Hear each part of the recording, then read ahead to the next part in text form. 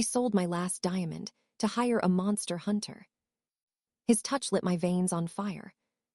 A wolf paced behind his eyes. Caged, furious. My body leaned in before fear screamed run. I wasn't paying him to kill werewolves. I was sitting across from their king. Chapter 1. Hunger was a heavy, sharp stone in her gut, but fear was eating her alive. Eloise stood in the center of the pawn shop. The air smelled of stale smoke and other people's desperation. Rain slashed against the window, blurring the city's neon lights into streaks of arterial red and bruised purple. Her chest constricted. She stared at the velvet pouch in her palm, the last asset, her mother's diamond earrings, intended for a wedding day that vanished in smoke and ash. Now, rent money for a killer. Fate was cruel. The broker behind the bulletproof glass sneered. Grease rimmed his fingernails. His gaze stripped away her pride. "Pretty rocks," he grunted. His voice was a rasp ruined by years of smoke. "Market's dead, sweetheart. $2,000 cash." $2,000. The floor seemed to tilt. Not enough to hire a legend. Not enough to buy her life back from the monsters tracking her scent. She forced a smile, cold, sharp. 5,000. Her voice didn't waver. "And you will thank me for the privilege." Silence stretched, thick and suffocating. The broker blinked. He hadn't expected the resistance. He saw the Italian wool coat. The way she held her chin high, pretending she still owned the city instead of a suitcase full of panic. He grunted. Final offer. She had won. Done. Moments later, Eloise stepped out into the deluge. The envelope tucked inside her coat felt hot against her ribs. Then the sensation hit. A prickle at the base of her skull. She froze. "Don't turn around." Her father's voice, a ghost in her memory. "Never show the predator you see him." Breath trapped in her throat. Watching eyes burned into her back. Shadows danced on the slick pavement. A reflection in a gutter puddle revealed a shape, too broad to be a man, too still. Her heart kicked a frantic rhythm against her sternum. Found. Time was running out. She gripped the envelope until her knuckles ached. She possessed the currency. Now she required the weapon. She needed the ghost. Every step toward the subway felt like walking on a knife's edge. She prayed he was real, because if the rumors were lies, she was already dead. Eloise ducked her head and vanished into the crowd. Rain meant nothing. Roman crouched on the rooftop's edge, a silhouette against the storm. Water slicked his dark hair, tracing the scars that mapped his face. The world narrowed to the crosshairs of his scope. Below in the alley, a figure argued with a dealer, not a man. Roman inhaled. The scent hit him even through the downpour. Rot, sulfur, old blood. A rogue from the Blood-Iron Pack, a traitor. "Kill," the beast whispered. The wolf paced inside his skull, claws scratching against his ribs. It wanted the hunt. It wanted to tear. A low sound vibrated in Roman's chest. Easy, a squeeze of the trigger, a red spray, one less problem for his kingdom. He didn't fire. He needed the alpha. He needed Sela's. Killing this grunt would only scatter the rats. Roman lowered the rifle. His phone buzzed against his chest, short, urgent. "The council asks questions, Alpha. They demand to know where their king is." Roman's lip curled. His pack grew restless. They thought him soft. They thought his fascination with human affairs was a weakness. If they knew he was out here, playing mercenary in the mud to hunt a threat they refused to acknowledge. He hated the crown, hated the politics. He tapped a reply, "Handle them." He moved to break down his gear. Another vibration, his encrypted handler, the ghost account. New contract, high priority, face to face. He exhaled, a plume of white in the cold air. Exhaustion settled in his marrow. The wolf snapped its jaws, demanding violence, not meetings. Still, he opened the file. The screen illuminated the darkness. A photo. Blonde hair, eyes that had seen too much and refused to look away. Eloise Vance. The name hit him like a physical blow. Roman froze, his heart skipped. His bones remembered her. The night the Vance estate burned, the stench of charred timber and fresh slaughter. He had arrived too late, found only corpses. He thought the bloodline ended that night. The file detailed her request. She was hearing him to hunt the very wolves he tracked. Punishment or fate? She wanted a monster hunter. She didn't know she was summoning the apex predator. He should delete it, walk away. Instead, he hit accept. A shift occurred, not in the room but inside him, a hook set in his soul. He had to go to her. Roman stood, rifle snapping down in his hands with practiced fluidity. The wind carried a scent, rain, ozone, and something sweet. He would take the job. He would use her to find Silas. And while he did, he would ensure nothing ever touched her again. The diner smelled of burnt coffee. Eloise sat in the back booth, spine pressed against the vinyl. She watched the entrance, her pulse hammered. Doubt was a loud noise in her head. What if he didn't show? What if he was one of them? No, the ghost was human. The underworld swore it. He used silver. He utilized iron. He butchered wolves for sport. She needed a butcher. The bell above the door jingled. The atmosphere shifted instantly. Noise died. Forks paused halfway to mouths. Even the fry cook stopped scraping the griddle. A man entered. The air grew heavy. Massive, he took up too much space. Broad shoulders clad in distressed leather. He moved with a terrifying precision that made the fine hairs on her arms stand up. He looked straight at her. Predator eyes, dark. He stalked toward her booth. The floor seemed to vibrate with his weight. He slid into the seat opposite her. The leather groaned. "You're small," he said. His voice was low, vibrating through the table. Eloise slammed the envelope onto the formica. "I'm not paying you to look at me." Her voice was brittle. "I'm paying you to kill." He glanced at the cash, didn't touch it. "Who?" "The blood iron pack," she whispered. "Every single one." Something flickered in his gaze. Amusement or hunger. "Wolves are hard to kill, Princess," he murmured. He leaned in. The air between them grew hot. "Fast, stronger than your nightmares." "They are rabid dogs," she spat, hate flaring bright. "Filthy beasts that deserve to be put down." A growl ripped from his chest, low, barely audible. But she felt it, her world tilted. Why did that sound like? Before logic could intervene, he reached out, aiming for the envelope. His knuckles brushed her hand. Contact. Fire bloomed beneath her skin.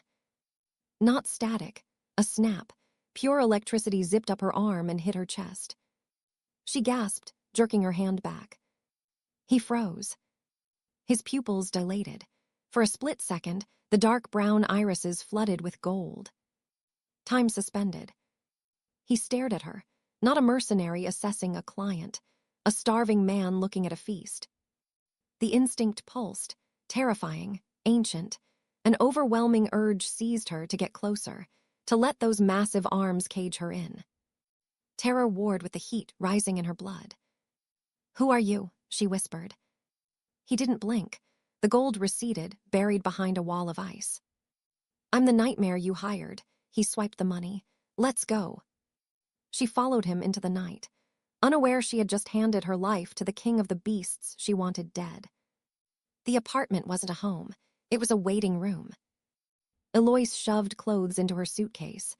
Her hands were useless things, trembling. A toothbrush slipped from her grip, clattering against the cracked tile like a gunshot. "Pull it together." Her whisper was thin. She had the cash. She had the contact. She was getting out. The smell hit her first. Not the building's usual damp rot. Not the stale curry from down the hall. This was distinct, primal. Wet fur, rotting leaves, and the metallic tang of old copper. Her stomach bottomed out. She knew that scent.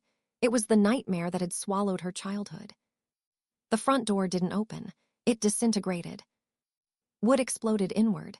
Splinters rained down. Dust choked the air. 3 figures stepped through the ruin. Not men.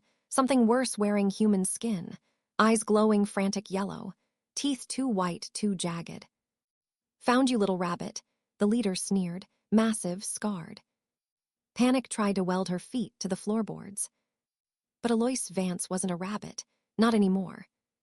She snatched the silver letter opener from the dresser, a flimsy toy against a monster. She raised it anyway. "Come near me," she hissed, "and I'll carve you." The leader laughed, a wet barking sound. "The ghost isn't here, girl, you bought a myth." He lunged. Instinct took over. She slashed, silver bit into his forearm. Smoke hissed from the wound, smelling of sulfur. He roared not in pain, but in fury. A backhand struck her face. Crack. The world spun violently. She hit the floor. The taste of copper flooded her mouth.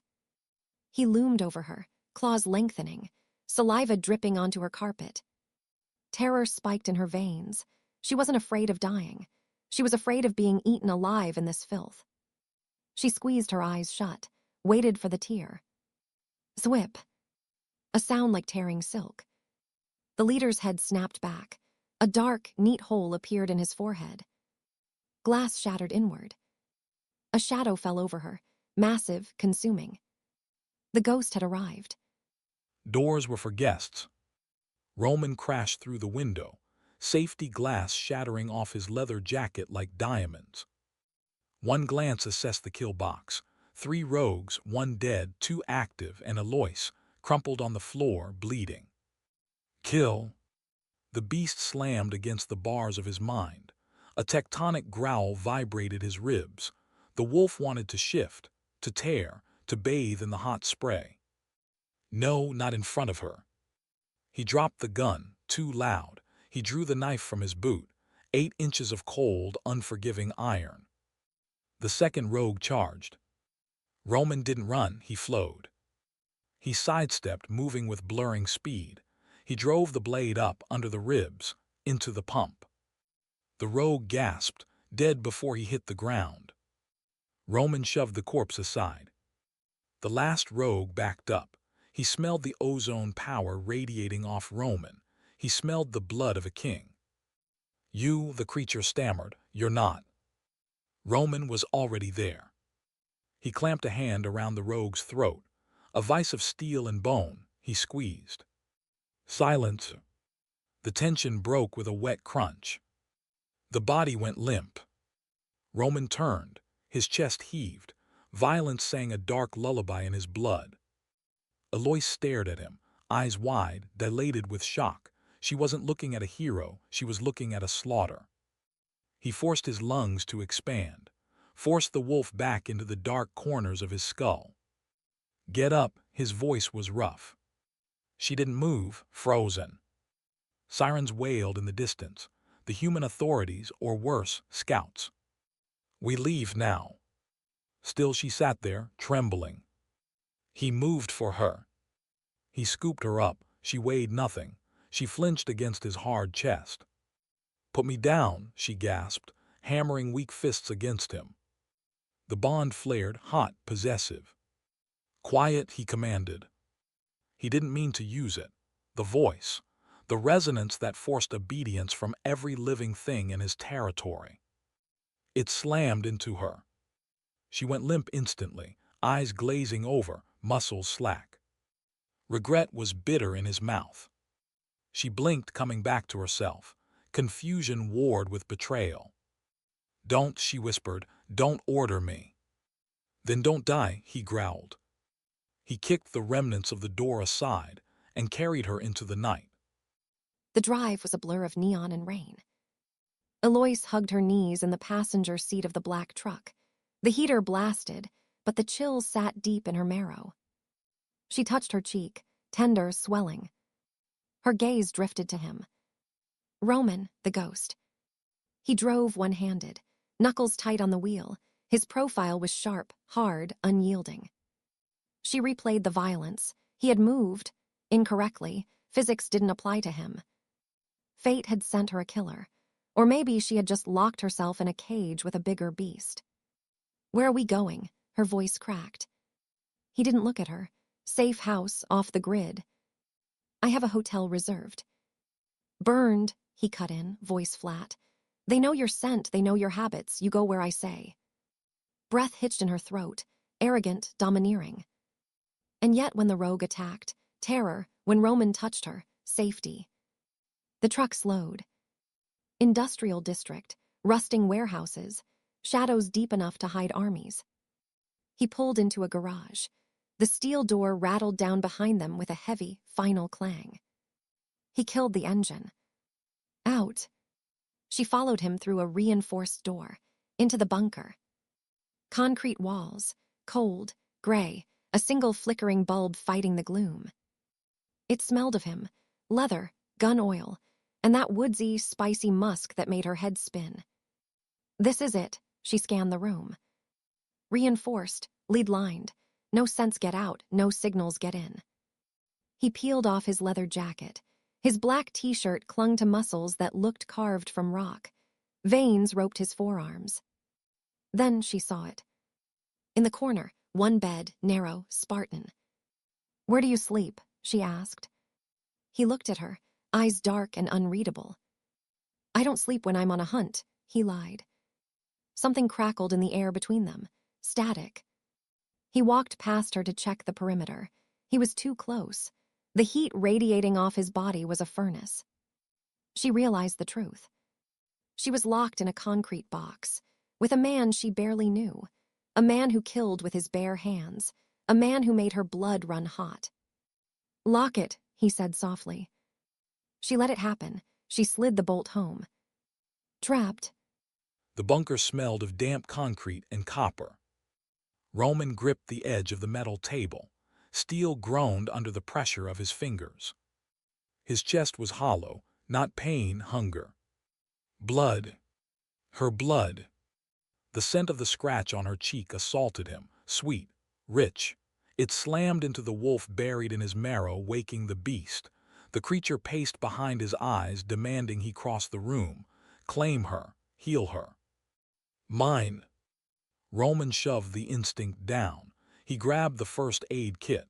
The plastic case cracked in his grip. He couldn't touch her skin. If he did, the bond would flare. It would knit her flesh too fast. She would see, she would know. He snapped on a pair of black nitrile gloves. The elastic popped, loud in the quiet room. "Sit," he commanded. The words scraped his throat. Eloise perched on the edge of the narrow cot. She looked brittle. The adrenaline had drained away, leaving her pale and trembling. He moved into her space. Gravity shifted.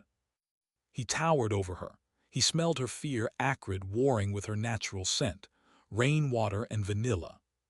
He reached out. She flinched, a micro-movement. A growl rippled through Roman's chest. He swallowed it. She thought he would hurt her. The realization made his claws itch to tear through his fingertips. "I'm not going to hit you," he murmured. He cupped her chin in his gloved hand. Even through the latex, heat radiated from her skin. Thump thump. Her pulse hammered against his thumb. Thump thump. His own heart stuttered, then recalibrated, matching her rhythm, a perfect, terrifying synchronization. He uncapped the antiseptic. The chemical smell stung his nose, masking the blood, barely. "Sting," he warned. He dabbed the cut. She hissed, air sucking through her teeth. Her eyes watered, but she didn't pull back. She stared up at him, dissecting his face, searching for the man beneath the scars. The air between them crackled. "You're shaking," she whispered. Roman froze. She was right. His hand, the hand that could put a bullet through a coin from a mile away, trembled. Sweat beaded on his hairline. Fighting the urge to drag her into his lap was harder than holding back a battalion. The wolf clawed at his ribs. "Adrenaline crash," he lied, voice tight. He pressed a butterfly bandage over the wound. His thumb lingered near the corner of her lip. For a second, the world narrowed to that curve. He wanted to rip the glove off. He wanted to trace her mouth. He wanted to tell her everything. Instead, he pulled back. "Done," he rasped. "Sleep, you take the bed." "Where will you sleep?" I don't. He turned his back, walked to the far side of the gray box. He needed distance. Behind him, the mattress springs creaked, the rustle of sheets. Trapped in a cage with the one thing he couldn't have. Fire. The world was orange and consuming. Eloise ran through the hallway of her childhood home. The smoke tasted of ash. Shadows detached themselves from the walls. "Mother," she screamed. "Father." No answer, only the wet sound of tearing meat, the sound of snarling. A door burst open, splinters flew. A wolf the size of a draft horse lunged, jaws unhinged, rows of serrated daggers. It wasn't just killing her, it was erasing her. Teeth clamped down. No. Eloise woke up screaming. She thrashed, fighting the sheets, fighting the dark. Sweat drenched her t-shirt. Her heart hammered against her ribs. Strong hands gripped her shoulders. "Eloise, look at me." The world tilted. Not fire, concrete. Not a wolf, a man. The ghost. He wasn't wearing his armor, just a black t-shirt that strained against his chest. He knelt beside the bed, face inches from hers. She collapsed forward, buried her face in his chest. She should have been terrified. He was a killer, a stranger. But he felt solid, immovable. Warmth radiated from him, burning away the chill of the nightmare. He didn't push her away. A large hand came up, cradling the back of her head. Fingers tangled in her damp hair. "Breathe," he rumbled. The sound vibrated against her cheek. "I saw them," she sobbed, clutching his shirt. "I saw them die. I should have died too. Why didn't I?" The walls crumbled. 3 years of guilt spilled out. He held her. He didn't offer empty platitudes. He didn't tell her it was going to be okay. "You didn't survive by accident," he said. His voice was low, ferocious. "You fought, you're still fighting." Breath hitched in her throat. She pulled back, looked at him. His eyes were dark abysses. No pity, only respect. The fear receded, replaced by a dangerous, magnetic pull. "I'm scared," she whispered, a confession she would never make to the daylight. "I know." He wiped a tear from her cheek with his thumb. No glove. His skin was calloused, rough, electric. Fire bloomed where he touched her, a jolt that went straight to her core. "I won't let them touch you," he vowed. "Sleep, I'm right here." She let it happen. She lay back down, but her hand found his forearm, an anchor in the chaos. Exhaustion pulled her under. She finally slept. Roman sat on the floor, back pressed against the cold steel door. The laptop balanced on his knees cast a ghostly blue pallor over his scars. Time suspended. He listened to her breathing, in, out. It was the only rhythm keeping his wolf from tearing the bunker apart. He worked. He had cracked the Vance family cloud server. Eloise provided the passwords, assuming he hunted the rogue's location. He found something worse. He opened a folder marked Business 2023. Roman stopped. Not business records, wire transfers, massive, frequent. From the Vance estate to a shell company owned by Silas. Bile rose in Roman's throat. Eloise's father hadn't been an innocent victim. He had been a financier, funding the rebellion, paying the blood iron pact to eliminate business rivals, to clear real estate with fear and tooth. Silas had turned on him. When the money stopped, the wolves ate the hand that fed them. Roman looked at the sleeping girl. Does she know? No, impossible. Her hatred was too pure. She worshipped a ghost who had sold his soul to monsters. If he told her, it would destroy her. His burner phone vibrated on the concrete. Unknown number. Roman picked it up, didn't speak. Silence stretched tense. Then a voice crackled, smooth, mocking.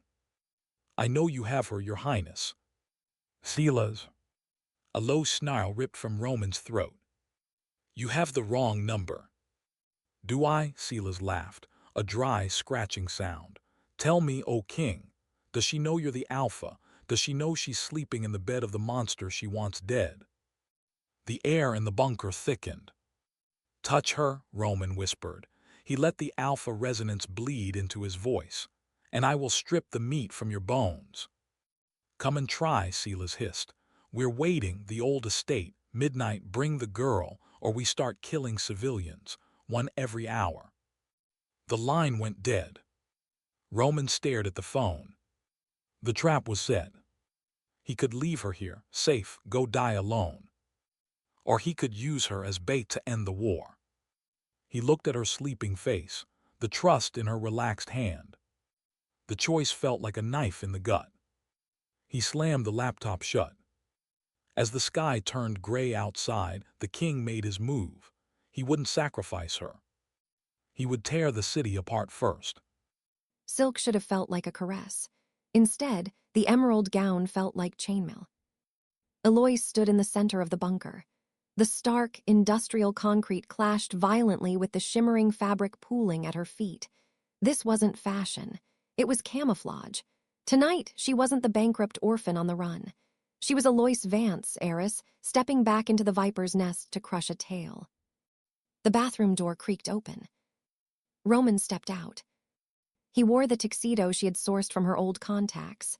Midnight blue, tailored to the millimeter. But the fabric strained across shoulders built for recoil and violence, not galas. He tugged at the cuffs, uncomfortable, lethal. A tiger forced into a velvet collar. Her eyes traced the line of his jaw. The scar on his cheek didn't look jagged in this light. It looked distinguished, a history written in skin. "It's tight," he grumbled. The complaint vibrated through the floorboards. "It fits," she managed. Her voice was thin. "You look." She couldn't finish. She didn't know what terrified her more, the trap awaiting them, or the fact that he looked like a king coming to claim a throne. He stalked toward her. The room felt suddenly smaller, hotter. "Tie this," he commanded, holding out the silk bow tie. She stepped closer. Her hands trembled as she reached up. The scent hit her. Beneath the crisp notes of new starch and expensive cologne, the real Roman lingered. Wood smoke. Rain, the musky copper tang of a wild animal. She looped the silk. Her knuckles grazed the rough skin of his throat. Thump, thump. His pulse was slow, a war drum. "You know the plan," he asked softly. He wasn't watching the tie. He was watching her mouth. "We go in," she whispered, eyes fixed on the knot to keep her sanity. "We find the ledger Silas is selling. We get out." "Stay behind me," he murmured. The words brushed against her forehead. "If it goes sideways, you run, you don't look back, you run." Her chest constricted. He planned to bleed for her, again. She tightened the knot, hard. She looked up, trapping his gaze. "I hired a bodyguard, Ghost," she said, fierce and trembling. "Not a martyr, you come out with me." Something swirled in his dark irises. A shadow, a flash of possessive hunger that should have sent her running. "Yes, ma'am," he said. It didn't sound like submission. It sounded like a vow. She stepped back. The loss of his body heat was instant. "Let's go steal from thieves," she said, masking her terror with a smile made of diamonds and razor blades. The ballroom smelled of money and rot. Roman stood at the mezzanine's edge, a crystal flute of champagne threatening to shatter in his grip. To a human, this was a gala, a black market auction masquerading as charity, perfume, laughter, the polite clinking of silverware. To a wolf, to an alpha, it was a riot. The noise assaulted him, heartbeats hammered like snare drums, lungs wheezed, lies tasted like sulfur on his tongue. He picked apart the sensory layers, the rapid pulse of a thief near the buffet, the smell of gun oil on the security detail, and beneath it all, the sour, metallic stench of shifter. Here, the beast paced inside his skull, claws clicking on the floor of his mind. Hunt, kill, protect. Below, Eloise worked the room. She moved like a shark wrapped in emerald silk. She laughed at the right moments. She touched arms. She played the vapid socialite to perfection. Roman saw the truth. He saw the tension corded in her neck, the way her eyes dissected the exits.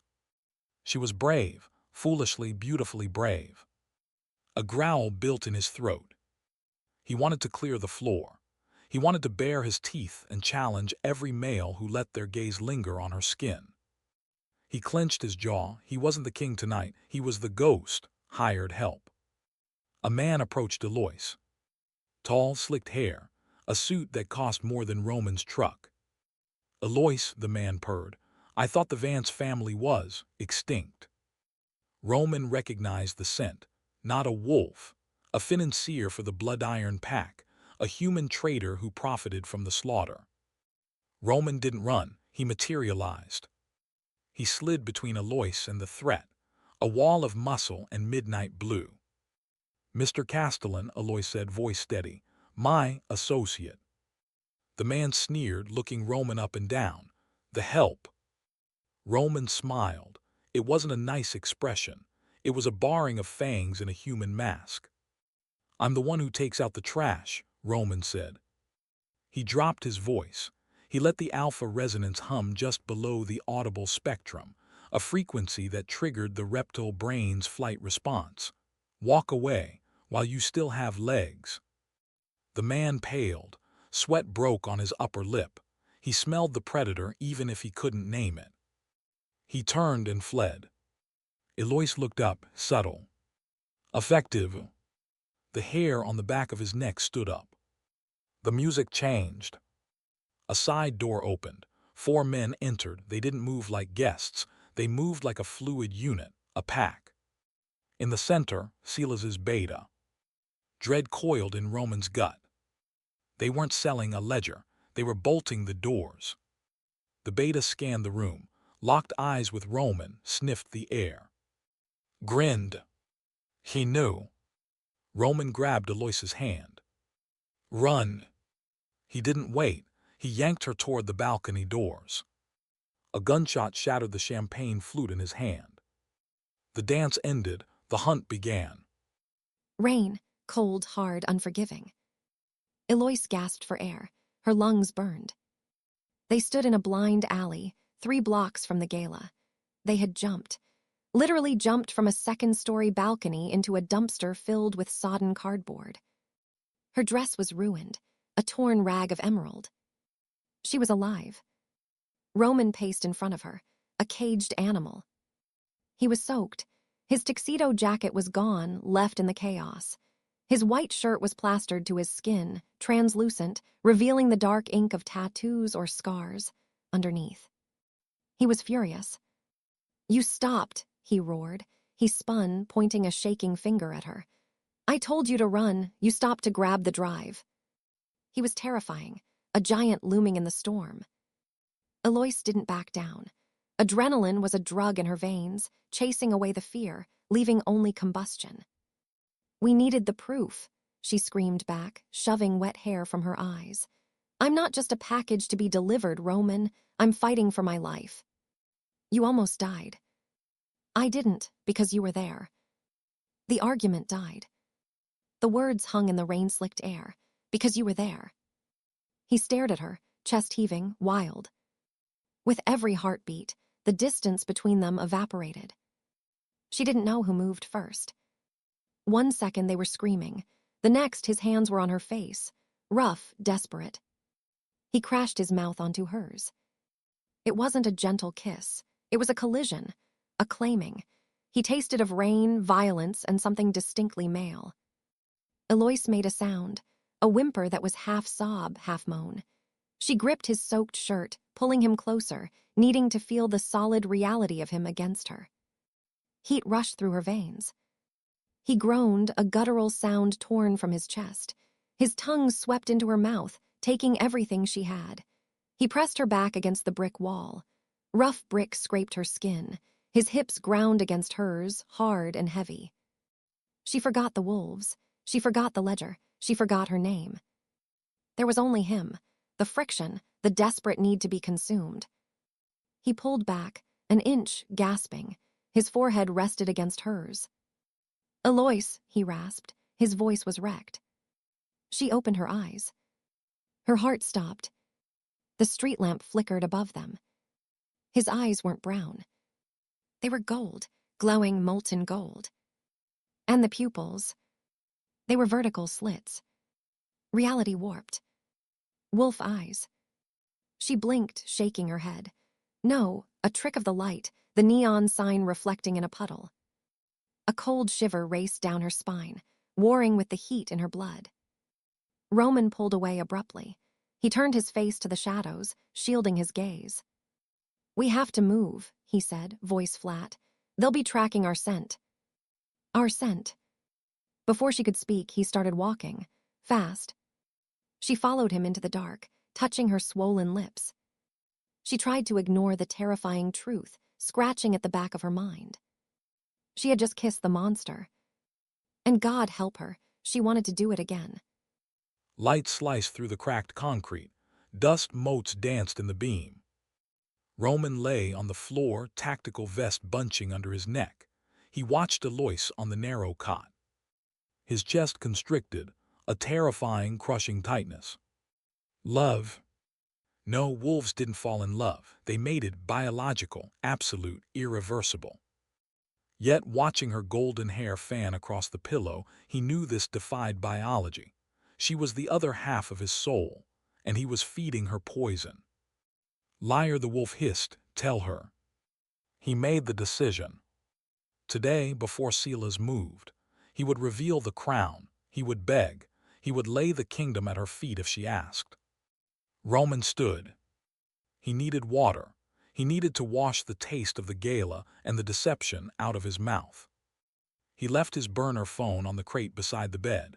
A mistake, a fatal rookie error born of domesticity. He entered the cramped bathroom, tap on. Cold water hit his face. In the main room, Eloise stirred. The rustle of sheets, the soft, sleepy sigh. He stared at his reflection. The scars looked deeper in the harsh light. "Just say it," he whispered to the mirror. "I am the wolf." Ping! The notification chime cut through the air like a knife. His secure line. Then a sharp intake of breath. Roman ripped the towel from his face. He didn't walk, he blurred. Eloise sat up. She held the black device. The screen glowed, casting a corpse light on her features. Sleep vanished, replaced by a shattered, horrifying realization. The room went still. "Eloise," he started. He took a step.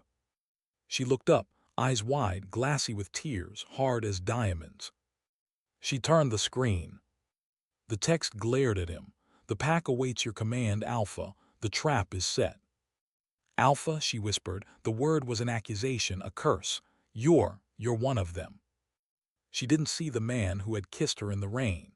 She saw the monster who had devoured her childhood. She reached under the pillow. Metal flashed. The gun. The grip was cold against her sweating palm. Her hands shook. Her aim did not. She leveled the silver-plated pistol, the weapon he gave her for protection, at his heart.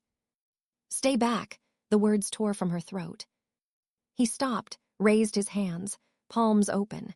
To a stranger, he looked defenseless. Eloise saw the lie. She saw the lethal grace, the predatory stillness. Bile rose in her throat. "Eloise, listen." "Shut up," she screamed. "It was all a lie, the diner, the rescue. You used me to hunt them because you are them."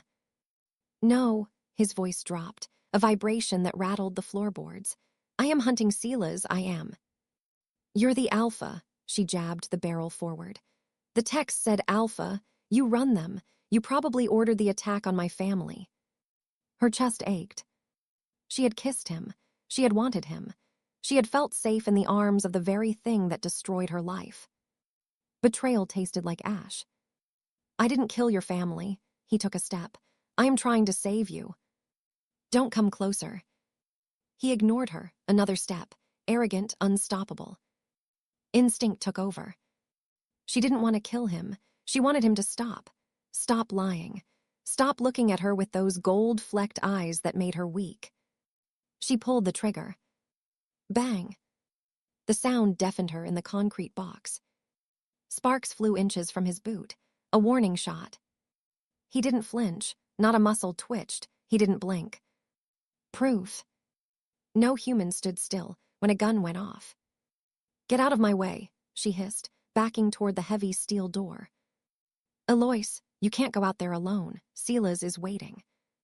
"I'd rather take my chances with the wolves I know," she spat, "than the ones sleeping in my bed."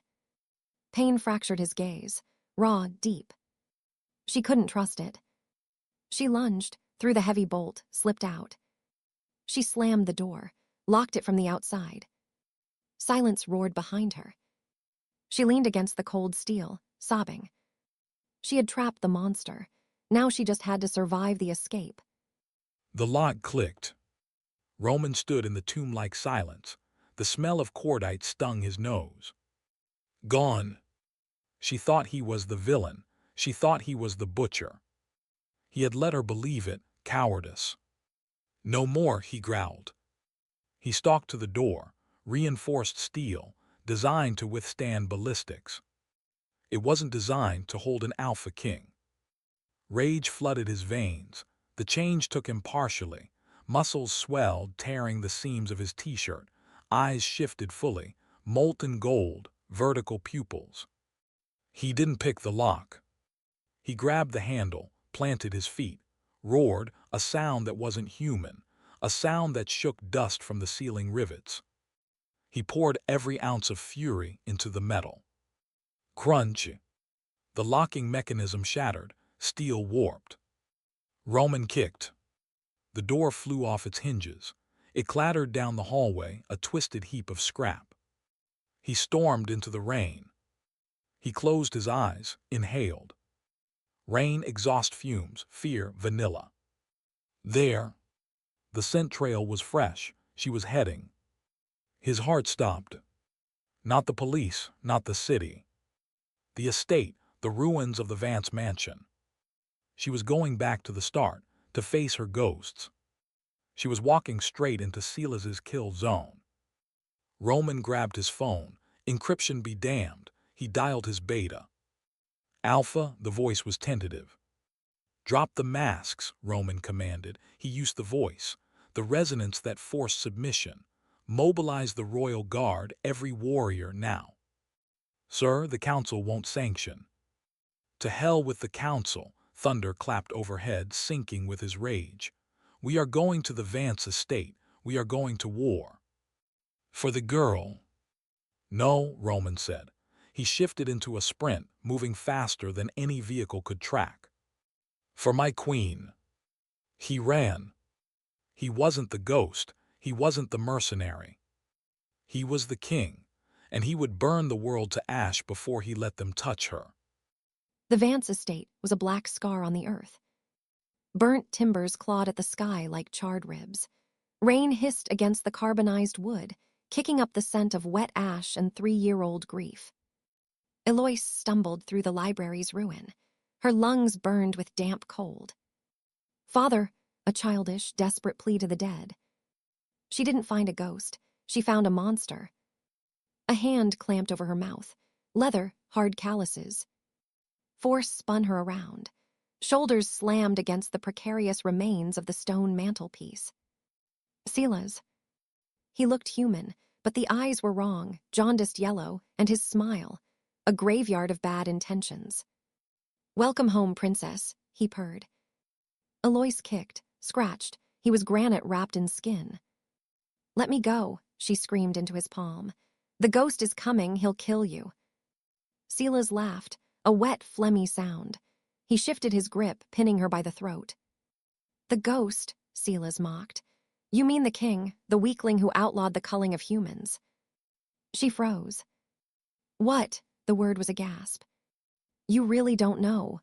Silas leaned in, breath reeking of raw meat and decay. "Your father wasn't a victim, Eloise. He was a partner. He funded the pack. He paid us to terrorize tenants so he could build his glass towers. When the checks bounced, we ate him." The truth hit her with the force of a physical blow. Her knees shook. "Father, a monster. And your precious Roman," Silas twisted the knife. "He killed the wolves who did it. He buried the evidence to save your reputation. He isn't the villain. He's the only reason you aren't dog food." The silence was heavy. Every hateful word she had hurled at Roman, Every accusation crashed down. He had protected her from the truth.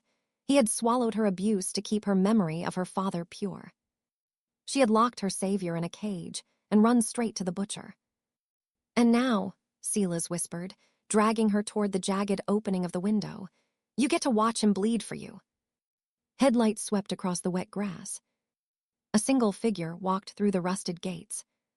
Roman. Kings do not run. Roman walked up the driveway. Rain plastered the white shirt to his chest, but he felt no cold. He only felt her. Her terror was a beacon in the dark. He saw them in the library window. Silas, a knife at Eloise's throat. Kill. The beast slammed against his ribcage. It wanted to shift, to charge, to rip throats. No, if he shifted, reason died. Silas would open her throat before Roman crossed the lawn. He raised his hands, open, empty. Let her go, Silas. His voice was calm, the terrifying stillness before a tsunami. This is between us. Kneel, Silas shrieked. Kneel before your betters, false king. Snap. 3 shadows detached themselves from the balcony ruins. Rogues, rifles raised. Roman heard Eloise's heart spike. Roman, run, she screamed. It's a trap. He didn't look at the muzzles, he looked at her. I don't run from my mate, he said. Crag, crag, crag. Roman didn't dodge. Impact. Chest, shoulder, thigh. Agony seared him, not lead, silver. It felt like nitric acid injected into his veins, sizzling, burning, cauterizing the blood before the alpha healing could begin. He grunted, stumbled back. He didn't fall. Is that all? He roared. Blood stained his teeth. He took a step forward. Bang! The knee.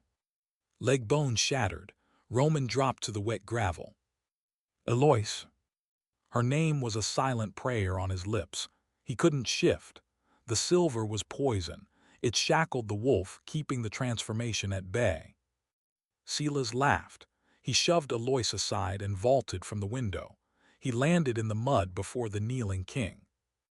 Look at you, Silas sneered, claws extended, a dog dying in the dirt. Roman looked up, vision blurring, gray edges creeping in. I'd rather die a dog, Roman wheezed, than live a traitor. Silas raised his hand, the executioner's stroke. He was dying because of her. Eloise stood in the broken window frame, frozen, watching the man she loved bleed into the mud. The world seemed to stop. She had spent her life hatting wolves, hatting the power, hatting the teeth. But looking at Silas, that was a monster. And Roman. Roman was hers. Something inside her snapped. Fear evaporated, grief vanished, replaced by cold, diamond-hard rage. Instinct took the wheel. She grabbed the heavy, antique iron saber mounting from the wall, the only thing the fire hadn't consumed. Dull, rusted, heavy. Get away from him. She didn't climb, she jumped. She hit the mud. The impact jarred her teeth. Silas turned. Surprise flickered in his yellow eyes. You stupid bit. She swung. She didn't aim for skill. She aimed to break. The heavy iron smashed into Silas's extended arm. Crunch. Bones snapped. Silas howled, staggering back, clutching the ruin of his limb. Eloise didn't stop. She planted herself over Roman. She was small, shaking, human, but she stood between the king and the reaper. You want him, she screamed, raising the iron bar again. Come through me. Roman looked up, eyes wide, awestruck. Eloise, he groaned, run. No, she snapped. She looked down at him, ferocious. I'm done running, get up, Roman. The command rang out. Get up, that is an order, soldier. Something in Roman broke, or maybe it repaired. Seeing her threatened, seeing her defend him. It overrode the silver. It overrode the biology.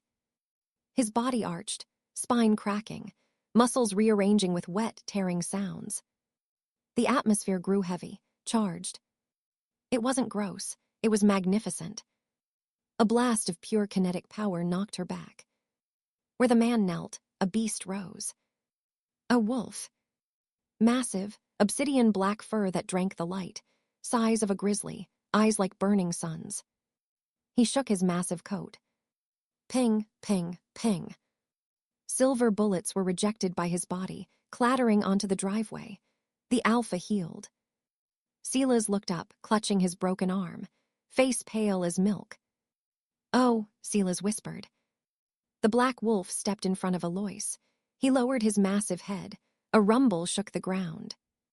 "Mine." She let it happen. She reached out, buried her hand in the thick, dark ruff of his neck. "Kill him," she whispered. The beast was loose. Roman didn't think in words. He thought in teeth, in velocity, in the red, pulsing haze of slaughter. His focus snapped to the three rogues on the balcony, rifles raised, targets acquired. "Move!" He didn't run, he detonated. A roar shattered the few remaining windows as Roman launched himself into the air. A mountain of black fur and kinetic energy, defying physics. In the span of a heartbeat, he was among them. Crunch! Jaws clamped around the first sniper's rifle barrel, folding the steel like wet straw. A backhand swipe of a paw, the size of a dinner plate, sent the second man flying into the inferno of the library. The third turned to run. Roman landed on him. The foundation groaned under the impact. Down in the mud, Silas screamed. "Kill the girl, forget the wolf, kill the girl." The name cut through the red haze. "Eloise." Roman spun, claws carving deep furrows into the stone terrace. Below, two rogues circled her. She held the rusted iron bar like a baseball bat, back pressed against the brickwork. She looked small, fragile. But she wasn't screaming, she was snarling. She had found her teeth. Roman leaped.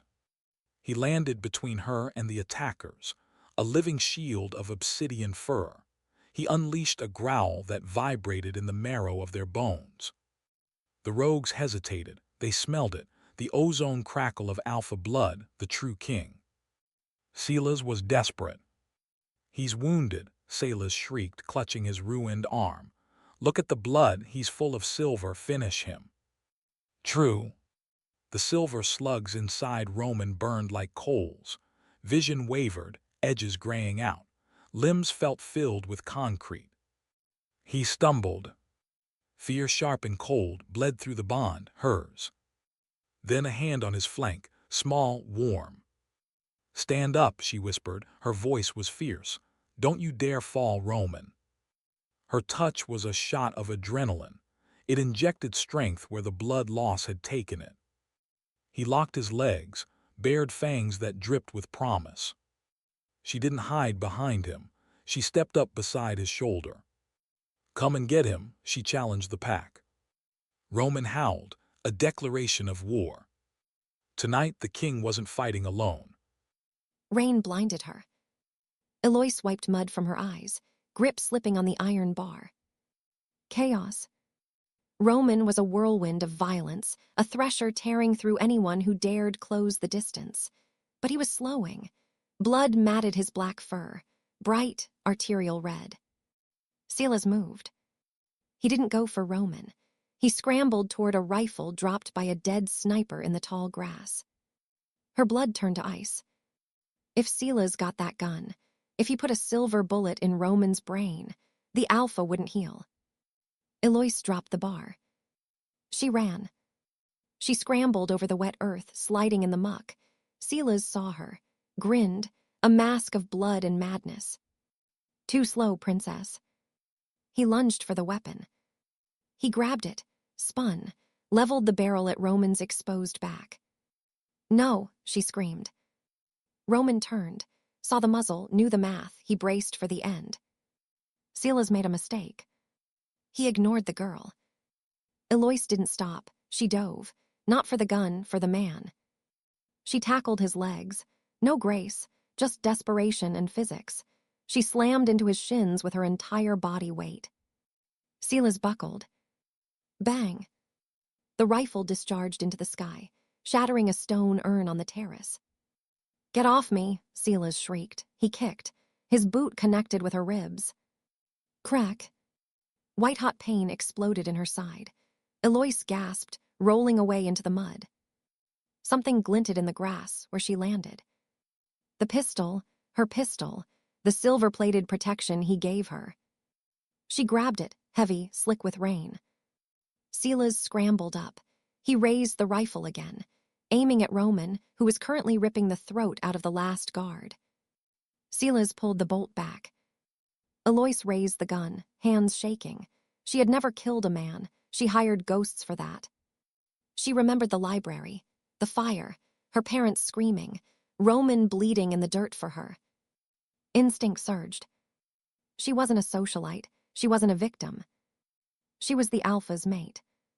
"Hey," she screamed. Silas turned. She squeezed the trigger. Bang. The shot rang out.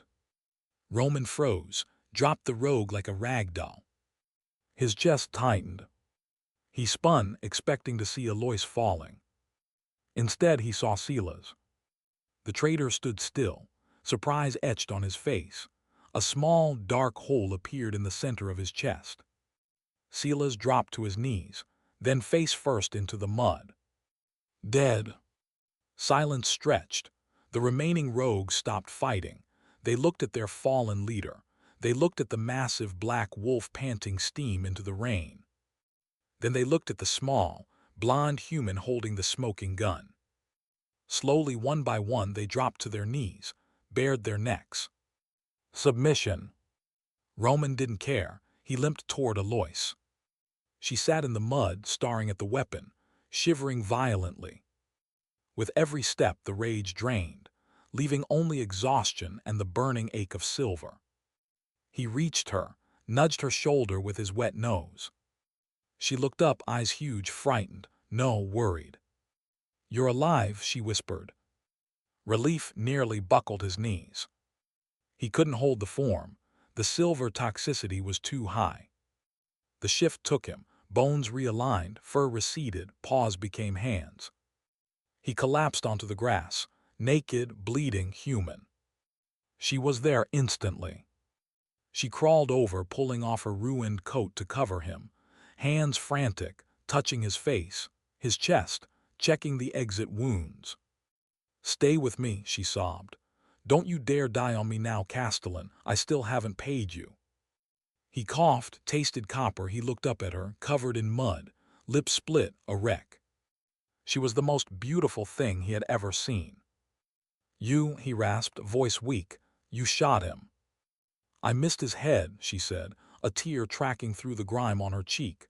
"I was aiming for his head." He tried to laugh. It came out as a groan. Bright lights flooded the driveway, tires screeched, doors slammed. "Alpha!" The Royal Guard, finally. Men in tactical gear swarmed the grounds, securing the perimeter. His beta ran up, skidding to a halt. "Get a medic," the beta screamed. He looked at Eloise, eyes narrowing. "Step away from him, civilian." Roman grabbed Eloise's hand, grip weak, intent iron. He silenced his beta with a glance. Roman wheezed, "She stays." "Sir," the beta argued, "she's human, protocol." "She is not a civilian," Roman growled. The alpha tone cut through the pain. "She is the queen who killed the usurper." Eloise stared at him. "Roman," she whispered, "I'm not." "You are," he said. Darkness crept into his peripheral vision. "You are everything." She held his hand as the medics lifted him onto the stretcher. She didn't let go, not when they loaded him into the ambulance, not when the sirens wailed, speeding away into the night. The hunt was over. The rain had just begun. The room didn't smell of iodine. It smelled of ozone, sterile steel, and expensive lilies. Eloise curled in the leather armchair, knees pulled to her chest. She watched the monitor trace the rhythm of his life. Beep, beep, beep. Exhaustion sat heavy on her sternum. 3 days. 3 days since the mud, since the silver, since she put a bullet through a man's heart. She looked at him, Roman the king. He looked peaceful, the lines of chronic pain erased from his forehead. The silver burns were gone, knitted together by a metabolism that defied medical science the moment the metal was extracted. But he hadn't woken. "You're a terrible bodyguard," she whispered to the silence. "You were supposed to protect me, not die on me." His index finger twitched.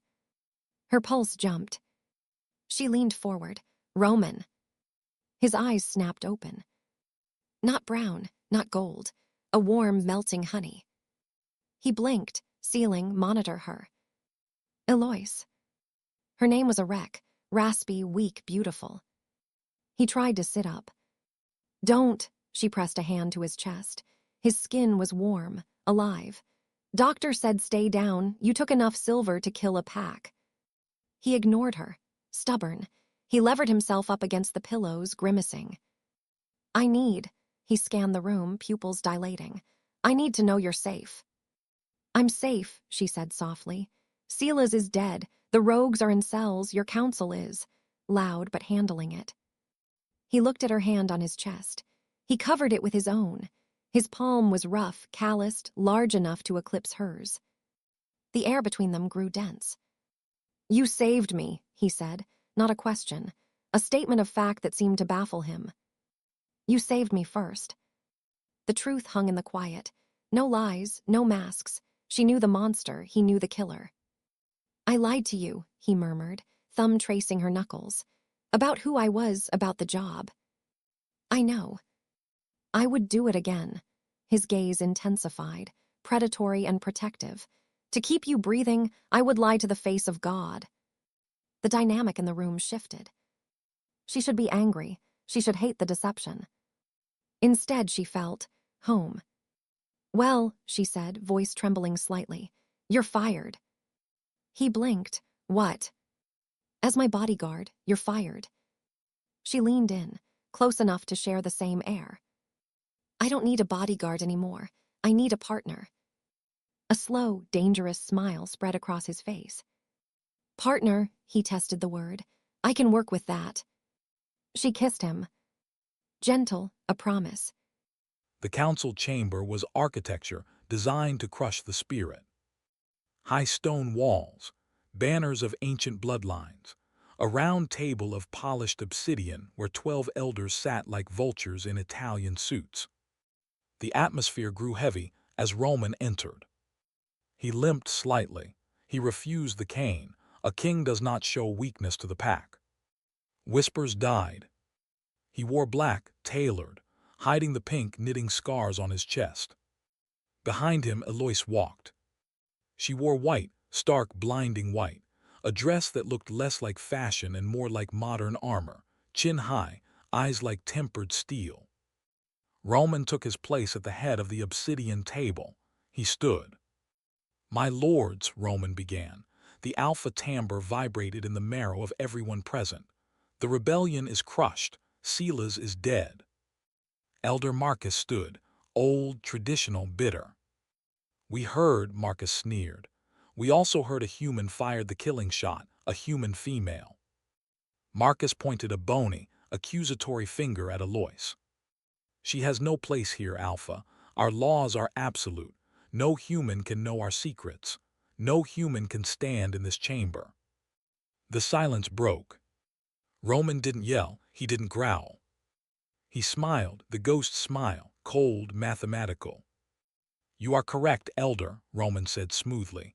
"Civilians are forbidden." Beside him, Eloise stiffened. She thought he was folding. "However," Roman continued, packing slowly around the table, "Eloise Vance is not a civilian." He stopped behind her chair, placed a hand on her shoulder, heavy, claiming. "She killed the challenger," Roman announced, voice ringing off the stone. "By the old laws, by the right of blood, she defeated the alpha of the Blood Iron Pack." The room inhaled as one. "That makes her an alpha by conquest," Roman declared. "She is not here as my guest, she is here as your peer." Eloise looked up at him, shock registered on her features. Roman leaned down, whispered in her ear. "Don't look surprised. Look like you own the place. Her spine straightened. Instinct took over. Eloise stood. She looked Marcus in the eye. "Is there a problem, Elder?" she asked, voice steady. "Or do I need to demonstrate my aim again?" Marcus paled. He sat. "No problem," Marcus muttered. Roman looked at his mate. She wasn't just surviving in his world. She was ruling it. Long live the queen. The rain had stopped. The neon sign of the pawn shop flickered. BZZZT. Click. Eloise stood on the wet pavement. It looked exactly the same as the night she sold her soul. Yet the universe had changed. She wasn't wearing the trench coat of a desperate orphan. She wore a leather jacket that smelled of Roman. Beside her, Roman stood guard, but he wasn't watching the shadows. He was watching her. "Why are we here?" "Closure." She pushed the door open. Bell jingled. Same smell of stale smoke and despair. Same greasy broker. He looked up, froze when he saw the mountain of a man looming behind her. Roman didn't speak. He slapped a stack of cash onto the counter. Thick, heavy, 10 times the loan. "The earrings," Roman growled. "Now." The broker scrambled, hands shaking. He fumbled with the safe, slid the velvet pouch across the glass. Eloise took them. She opened the pouch. Diamonds sparkled, cold, hard, beautiful. She didn't put them on. She looked at Roman. "I sold these to hire a killer," she said. "I wanted revenge." "And now," he stepped closer, heat radiating from him. "Now I have the killer," she smiled, tucking the pouch into his breast pocket. "But I don't want revenge anymore. I want a refund on the hate."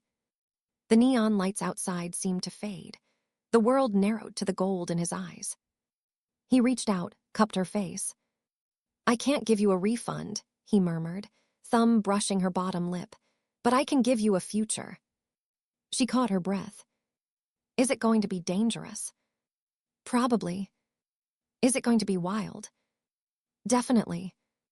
A thrill raced through her. She wrapped her arms around his neck. "Good," she whispered. "I was getting bored of being civilized." He kissed her. Not in a bunker, not in a war zone, right there in the pawn shop amidst the broken dreams of strangers. As the echo faded into the night, Eloise Vance knew the truth. She hadn't just hired a wolf. She had become one.